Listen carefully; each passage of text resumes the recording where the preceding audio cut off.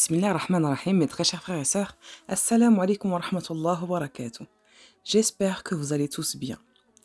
Je ne sais pas si vous connaissez le prédicateur qui s'appelle Cheikh Mahmoud al-Misri. C'est cet homme-là, mashallah, qui a toujours le sourire au visage, que vous voyez aussi sur le Qanat Iqra, sur la chaîne Iqra, et qu'il a fait plein de vidéos, plein de conférences, mashallah. Et quand il fait ses conférences, il a toujours le sourire au visage. Al-Muhim, il a raconté une histoire d'un homme qui lui a raconté cette histoire. Il a dit: j'ai rencontré un de mes frères dans la foi, dans la mosquée, qui était près de chez moi. Et il m'a juré qu'il a entendu l'histoire suivante de celui qui l'a vécu. Il s'agit d'un jeune homme qui s'est repenti auprès d'Allah et il a dit: Allah Azzawajal m'a octroyé un grand bienfait en me sauvant de l'enfer après que j'ai été à 2 doigts d'y tomber. Allah Azzawajal m'a sauvé de l'enfer et que j'ai failli entrer en enfer. Donc, l'homme raconte: nous étions 3 amis. Lorsque nous nous réunissons, c'était toujours pour commettre des turpitudes et des actes blâmables.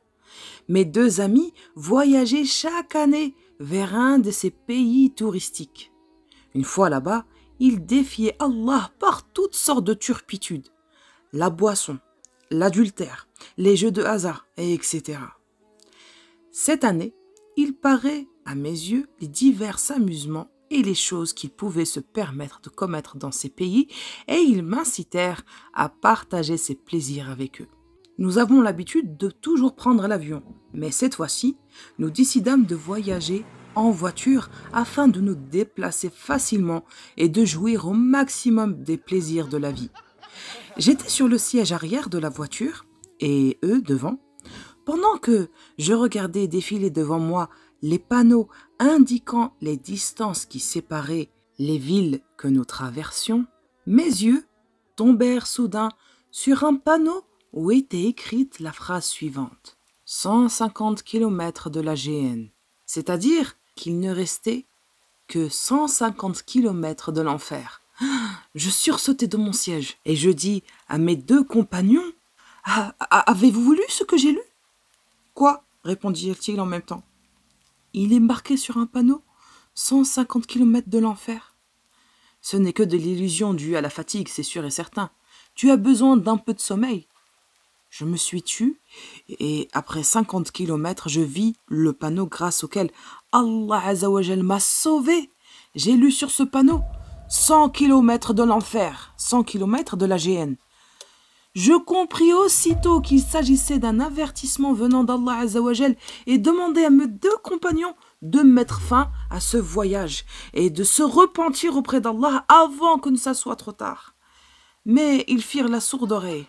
Je leur dis alors: stop, arrêtez la voiture, je veux descendre. Je veux rien savoir, je veux descendre la voiture. Et c'est alors qu'ils ont décidé de me faire descendre de la voiture. Et j'ai décidé de revenir chez moi. J'ai insisté pour qu'ils arrêtent de la voiture pourtant, mais ils ne voulaient pas m'écouter. Ils me déposèrent en plein milieu de la route et continuèrent leur chemin. Il était 3 heures du matin. J'étais là, tout seul, la nuit, en train d'attendre que quelqu'un passe. Je faisais de l'autostop. Et durant 1 heure, avant qu'une camionnette n'accepte de s'arrêter, je m'assis près du conducteur qui ne me dit pas un seul mot. Il avait l'air navré. Il ne cessait de répéter la formule: Inna lillahi wa inna ilayhi raji'un. Nous appartenons à Allah et en fait c'est à lui que nous retournerons. Je l'interrompis et je lui posai la question: excuse-moi, mais t'est-il arrivé quelque chose de mal? Et il me répondit: une voiture qui roulait sur l'autre voie a heurté un obstacle et a pris feu. J'ai essayé par tous les moyens de sauver ses occupants, mais rien à faire. Le feu les a dévorés. Je lui demandai de me décrire la voiture qu'il avait eu cet accident. Et il me donna la description exacte de la voiture de mes 2 amis. J'éclatai en sanglots. Puis je me ressaisis et je louai Allah Azzawajal de m'avoir sauvé par sa grande miséricorde et par sa grâce. Allah Azzawajal venait de me sauver de mes péchés. Allah Azza wa Jal venait de me sauver de l'enfer. Allah Azza wa Jal m'a prévenu.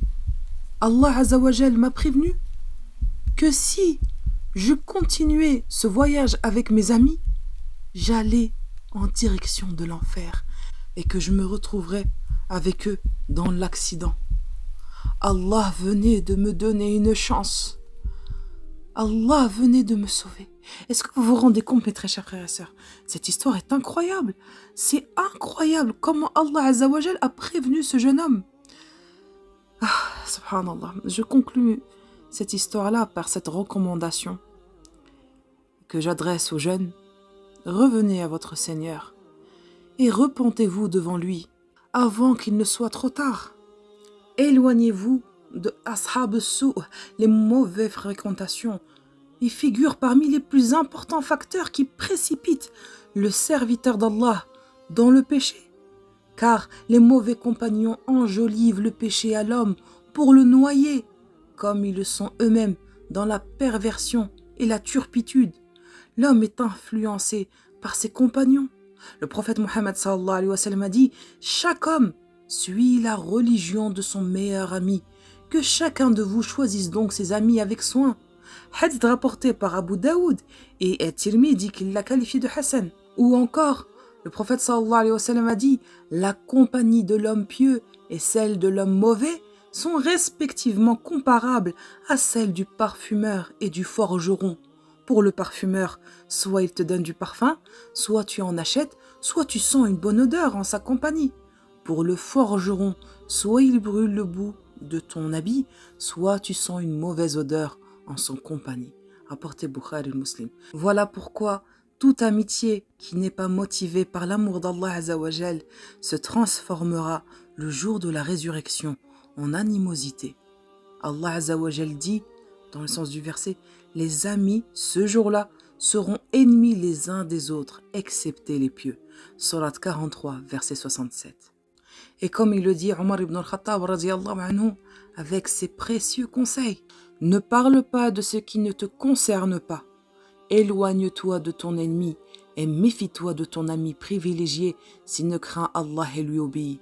Ne fréquente pas le libertin, car il t'enseignera son libertinage. Ne lui confie pas non plus tes secrets. Dans tes affaires, ne consulte que ceux qui craignent Allah Azza wa Jal. Al-Adab al-Shar'i de Ibn Muflih. Qu'Allah nous fasse miséricorde et rend notre fin heureuse. Et voilà mes très chers frères et sœurs, nous sommes arrivés à la fin de cette vidéo. Dumtum fi 'aytillah wa amani. Wassalamu alaikum wa rahmatullahi wa barakatuh.